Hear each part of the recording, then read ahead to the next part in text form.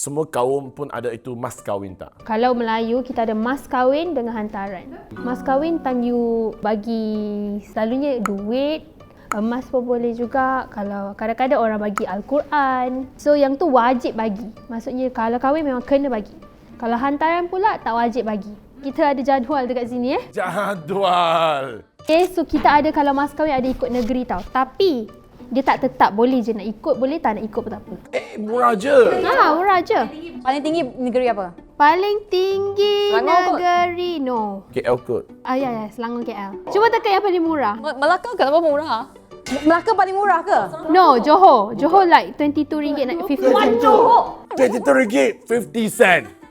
Lepas tu kalau wang hantaran, kita selalunya ikut level of education. So korang kalau degree 12 ke 15. Satu rumah, satu botol. Huris Gamat.